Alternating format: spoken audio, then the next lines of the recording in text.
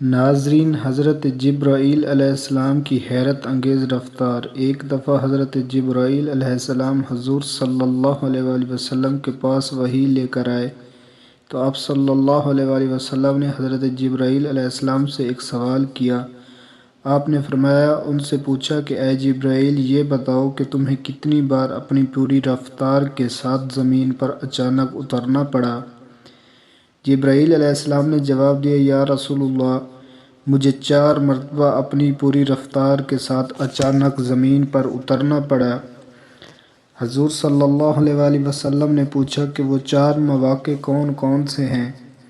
جبرائیل علیہ السلام نے جواب دیا، پہلا موقع وہ تھا جب حضرت ابراہیم علیہ السلام کو آگ میں ڈالا جا رہا تھا تو میں اس وقت عرش کے پاس تھا کہ اچانک مجھے حکم ہوا کہ اے جبرائیل علیہ السلام، میرے خلیل کو آگ میں ڈالا جا رہا ہے۔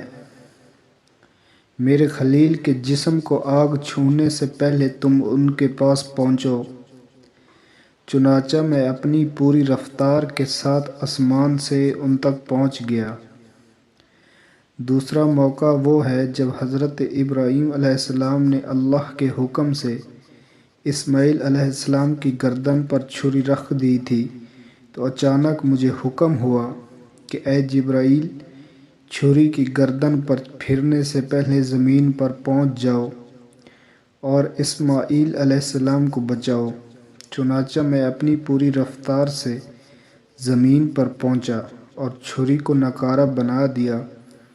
تیسرا موقع وہ ہے جب حضرت یوسف علیہ السلام کے بھائیوں نے حضرت یوسف علیہ السلام کو کنویں میں پھینک دیا تھا کہ اچانک مجھے حکم ہوا، اے جبرائیل علیہ السلام، یوسف کے کنویں کی تہہ تک پہنچنے سے پہلے وہاں پہنچ جاؤ اور حضرت یوسف علیہ السلام کو آرام سے اتار کر ایک پتھر پر بٹھا دو۔ چنانچہ میں حضرت یوسف علیہ السلام کی تہہ تک پہنچنے سے پہلے وہاں پہنچ گیا اور آپ کو ایک پتھر پر بٹھا دیا۔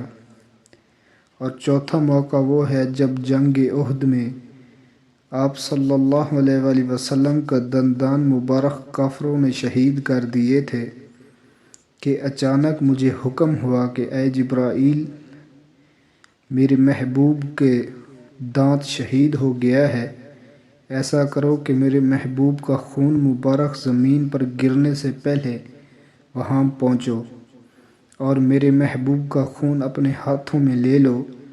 چنانچہ میں نے ایسا ہی کیا۔ میں آپ صلی اللہ علیہ وآلہ وسلم کا خون مبارک گرنے سے پہلے آپ کے پاس پہنچ گیا اور آپ صلی اللہ علیہ وآلہ وسلم کا خون اپنے ہاتھوں میں لے لیا۔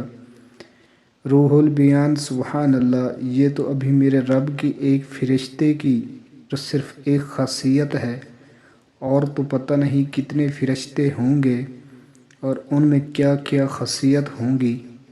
اللہ تعالیٰ سے دعا ہے کہ اللہ ہمیں سمجھنے کی توفیق عطا فرمائے۔ سبحان اللہ۔